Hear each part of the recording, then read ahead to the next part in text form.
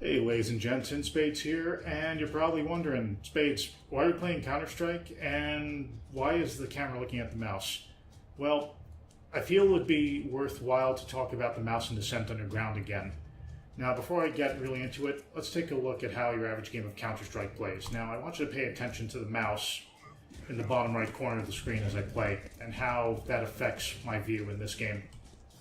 So let's not be complete trash. Oh, that was a good headshot. That's pretty good because I actually tried to reshoot this video twice and the previous games were just a disaster. Go and hit squat. Never could really figure out the aiming in this game. I really admire the people who get a handle on it. Oh. Okay, one more round. One more round. No such thing as just one more round in this game. Let's see. Can I get a rifle? Sure.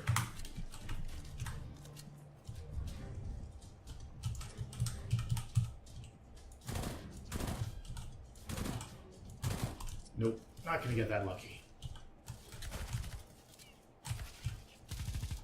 Oh, wow.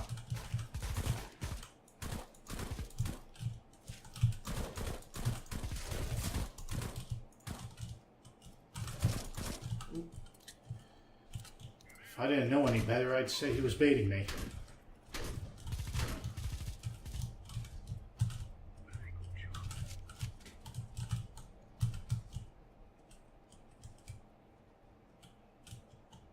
Oh man, seriously, they planted? I can't believe this.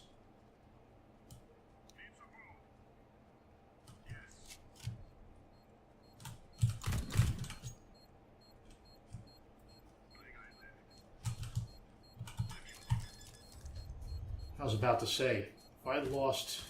Oh god. Oh, good. Just barely made it. Come here. There we go. Alright, so that's enough of that. Now, as you saw, when I move my mouse, it moves it in a, well, I guess a responsive and proportionate manner.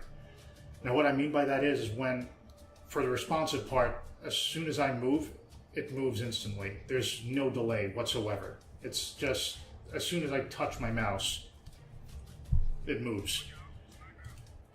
Now, when I talk about the proportionate, I mean when I move my mouse just a little bit, it moves my view a little bit. And when I move it a lot, it moves it a heck of a lot. Like I just did a flippin' 720 there. Now, this is what I call a, well, that's my definition of a pure mouse look game. So, all that being said, let's switch to something else for a moment, just to illustrate another concept that goes on in Descent Underground. So, now here we are in World of Tanks. Pretty cool looking game. Beautiful looking too. I think they made a few graphical updates recently. But anywho, let's take a stock of how the mouse works in World of Tanks. Now, there is a free look element where you can look around your tank and, you know, look over your shoulder, make sure no one's creeping up on your sides or in the rear. And it works in a pure manner, as in you move it a little, it moves a little, and it also happens instantly. However, if you notice, especially if you're looking at the turret of my tank, the gun of my tank is pointing nowhere near where I'm aiming at right now. So, let me just unlock my turret, and now it's going to try and follow where I'm looking at. Now, even though I unlock it, notice how long it takes for that turret to finally aim where I'm looking. It doesn't move instantly. And as you can imagine, if I try and shoot early, I'm just going to shoot in a completely different direction than I was looking. So this is where it really differs from Counter-Strike. Now, in a strange sort of way, this mechanic is not terribly different from how ship turning works in Descent Underground. And what I mean is this. Let me move in, let me zoom in a little. Now you see that dotted circle in the middle? That's where my turret is currently aiming at right now. So if I move my view a little, you can see it sort of dragging behind where my view is. And it's growing in size because, accuracy, but, that's a mechanic we don't care about right now. The key thing is it's dragging behind where I'm looking. Now, if I want it to stay on target, I need to move it a little more slowly. I mean, it's still not perfect, but it's better than this. So I want you to keep that in mind. So now I'm going to switch over to Descent Underground. It's good to be back. So we just played a little bit of Counter-Strike and World of Tanks and saw how the mouse worked in both of those games. So how does the mouse kind of work in Descent Underground compared to those? Well, it is responsive. So you move your mouse and it responds instantaneously, very much like the other games. However, the thing that catches a lot of people off guard is that it is not proportionate at all. So if you move your mouse a little, it moves it a little bit, and it seems that even if you move it a lot, it doesn't move it a lot at all. Like, I'm just smacking this. Okay, that was a bad example. Let's try that again. Hopefully with a little bit less mouse abuse. Okay, that was a little better. So I just sent my mouse flying across my mouse pad. And look how much turn I actually got. Oh, how did that get there? I need to clean up this place. So that's what really kills people. They expect to be able to whip their mouse around like they could in many other first-person shooters or some pseudo first-person shooters, and they just don't get that proportionate mouse movement. Now, people jump into this game, they experience this, and they play around with a whole bunch of mouse settings, and nothing seems to work, and they get understandably frustrated, and it's, So, what gives? Like, seriously, what gives? Well, the reality is, this was done to balance the mouse between the mouse, the keyboard, and a gamepad, because this is eventually going to be a cross-platform game, a fully cross-platform game where people could use whatever peripherals they care to. Now, obviously, if there were a full mouse look, just like in Counter-Strike, the mouse would be ridiculously overpowered compared to the other controllers, and that's just not what the devs are shooting for. And that is not expected to really change. So, all right, you just told me I'm boned. Well, you're not exactly boned, but what we do have to do is make use of the limited mousing we have. So let's get over that proportionate part that gives everybody so much trouble. Now, the trick to getting over that hump is to find out what the sweet spot is. So we're just going to try and find out how fast we can get our ship to move from left to right with minimal mouse movement. So we want the most mouse movement with the least wasted mouse space, or at least movement on your mouse pad. So first, let's just plant that mouse right in the center there, and we're just going to move it really slow. Just like that. I'm hardly really moving this thing.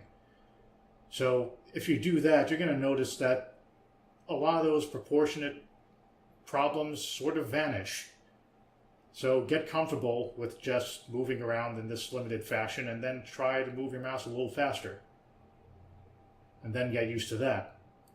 And then faster still until you realize that any added speed to your mouse movement does not add any added turn speed to the game. Now, I'm moving it pretty quickly. Like, I am wasting some mouse movement here, and you can notice that I turn at a very steady rate. And you could sort of test this for yourself by binding a key on your keyboard or something to a turn left key or turn right key. Like, I just happen to have the turn left bound on my keyboard, so I'm going to do that. So let's look at how fast I'm turning here, and I'm going to try and emulate that with my mouse.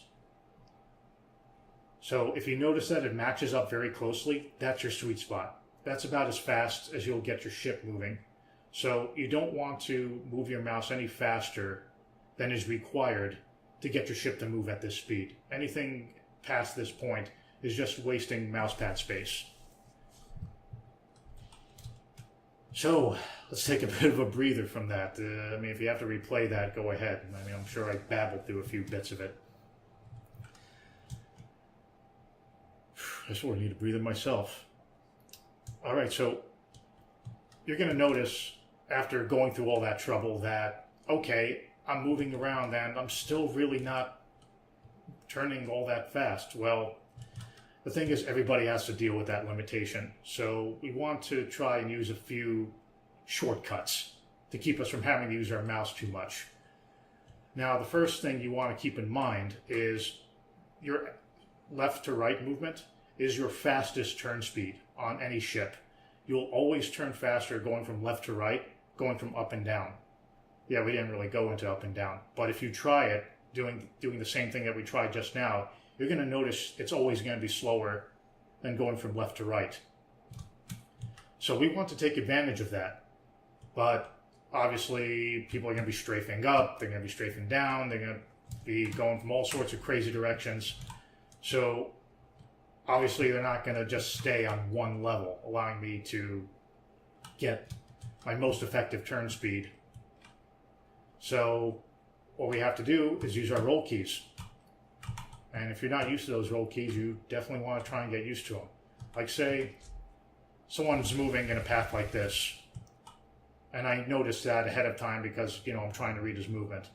I want to roll so that my left and right speed is along his sort of vector of movement. This way, instead of using my slower up and down speed, which is going to have a harder time keeping track of him, I get my fastest turn speed on him the entire way through. And I'm doing this dynamically throughout a fight. Like if I notice he's changing direction, I'm going to roll again. And if he changes yet again, I'm going to roll still again. And if he does it yet again and tries to fake, I roll back. So you want to get used to rolling a little mid-fight so you can get that very fast left to right movement speed to your advantage that whole way through. So yeah, another thing besides that is you want to keep your ship pointed where enemies can potentially come from. So take this for example, where my ship is positioned right now. I can be attacked from over there, or maybe someone snuck through the mega tunnel and he's coming at me from there, or someone's coming at me from pillar room. I'm not going to see them coming, and even if I hear them coming, I have to turn my mouse all the way to face them. And during that entire period, they were shooting up my sides. That's not a good setup. So instead of keeping potential openings on my flanks, I want to minimize that. I want to be coming into rooms like this, where I see everything, all the approaches an enemy can come from. I mean, sure, I can still be hit from the back, but that's a lot better than what we had before. And the cool thing is, I can point my mouse at all these directions without any wasted time. Let's see, there was that.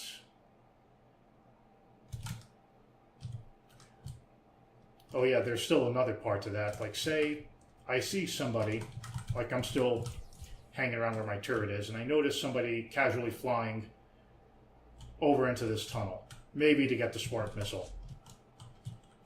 I see them flying that direction. They haven't seen me yet. So, I don't know, I do a quick count from 1 Mississippi, 2 Mississippi, and kablamo. They catch a face full of a whole bunch of nasty. And notice I hardly have to move my mouse. I'm simply strafing. Just strafing. Instead of, using the quote-unquote slower mouse turn speed, I'm just strafing my mouse into them. And that actually kind of segues into the last thing I wanted to talk about with these tricks, is that you want to use your strafing to get your shots in as much as you are turning. Because strafing kind of moves your crosshair too, and you want to put that to your advantage. You don't want to just be stuck kind of doodling around the same area, desperately getting your crosshair on somebody. Use that strafing. Look at how much area my crosshair is covering just by mere strafing. I'm using my mouse very little in this whole thing. Okay, maybe just shoot open the door. So I'm just going to wrap all those things I said in together and just fly around the level a little bit. And notice how I'm minimizing areas I can be sneak attacked from, and how I'm keeping my crosshair roughly where enemies can come from. This is what you want to be doing, because again, it's not your imagination. The mouse is kind of slow in this game, but if you use a couple of these tricks, maybe they'll help you out. So hopefully I didn't babble too much in this video, and yeah, if I missed anything, definitely let me know in the comments, because I wouldn't be surprised if I did. Enjoy Descent Underground, and I'll see you out there.